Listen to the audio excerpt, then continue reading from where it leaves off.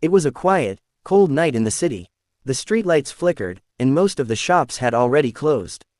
Ravi sighed as he drove his taxi through the nearly empty streets, his hands gripping the worn-out steering wheel.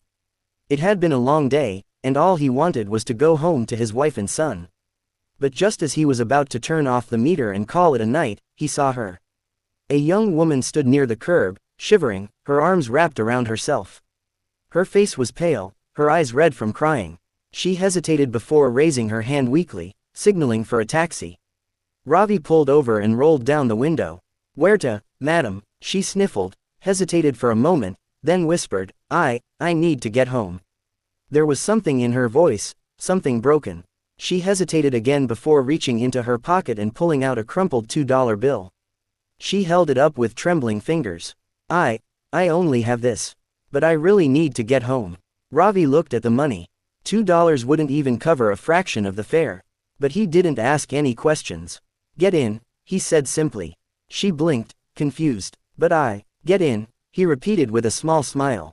"You need to get home, don't you?" Tears welled up in her eyes. Without another word, she climbed into the backseat, hugging herself as if trying to disappear. Ravi didn't ask her anything. He didn't ask why she was crying, where she had come from, or why she had no money. He just started driving. The streets were quiet, and for the first few minutes, there was only silence between them. Then, she whispered, "Thank you." Ravi glanced at her in the rearview mirror and smiled. "Don't worry about it." As they drove through the city, she wiped away her tears, staring out the window as if lost in her thoughts.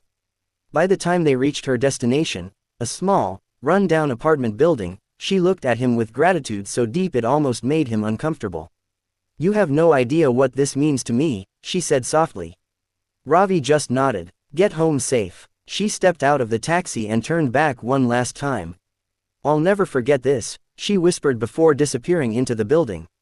Ravi watched her go, then shook his head and drove off, never expecting to see her again. Years passed. Ravi continued his work as a taxi driver, waking up early and coming home late just to make ends meet. His wife, Meena, took care of their only son, Arav, a bright and cheerful boy who was the light of their lives. But life had its way of testing people. One day, Ravi came home to find Meena crying. Arav was lying on the bed, burning with fever. His little body was trembling, his face pale. "The medicine isn't working," Meena sobbed. "He's getting worse." Panic gripped Ravi's heart. He rushed to Arav's side, feeling his forehead. The fever was dangerously high.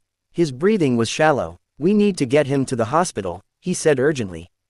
Without wasting a second, he carried his son in his arms and ran out of the house, not even bothering to lock the door.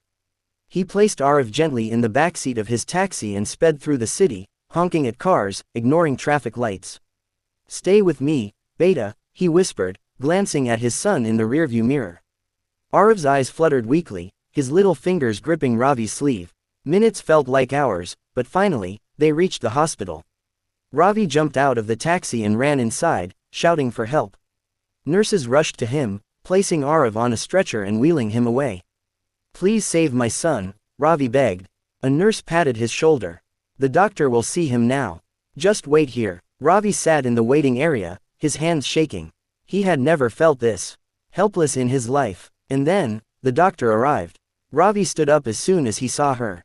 The doctor who had come to save his son. She was wearing a white coat, her hair neatly tied back, a stethoscope around her neck. But there was something familiar about her. Then, she smiled. "Mr. Ravi, do you remember me?" Ravi frowned, trying to recall. There was something in her eyes, something warm, something grateful. Then, it hit him. The late-night passenger. The woman he had driven home for free all those years ago. His heart pounded. "You," she nodded. "You once gave me a ride when I had no one. Tonight, I will save your son." Tears filled Ravi's eyes. He couldn't believe it. The woman he had helped in a moment of kindness was now the doctor who held his son's life in her hands. She placed a reassuring hand on his shoulder. "I won't let anything happen to him. Trust me." Ravi nodded, unable to speak. She turned and rushed into the emergency room, and Ravi sank back into his chair, praying. Hours passed. Ravi and Meena sat outside, holding hands, waiting, hoping. The clock ticked slowly, each second dragging like an eternity. Finally, the door opened. "Doctor." Anita stepped out, removing her gloves. She was smiling. Your son is going to be okay, she said gently. The fever was dangerously high, but we managed to stabilize him. He just needs rest. Relief washed over Ravi like a tidal wave. Meena burst into tears, clutching his arm. Thank you, Ravi whispered, his voice breaking. I don't know how to repay you. Doctor. Anita shook her head, smiling warmly.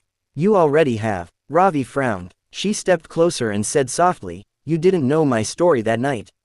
I was in a terrible situation. I had no money, no hope. But your kindness gave me strength. That night, I promised myself that if I ever became someone who could help others, I would do it with the same kindness you showed me. Tears welled in Ravi's eyes. He had never expected anything in return for that taxi ride. But here she was, saving his son's life. Kindness always finds its way back, she said. Ravi wiped his tears, looking at her with gratitude beyond words.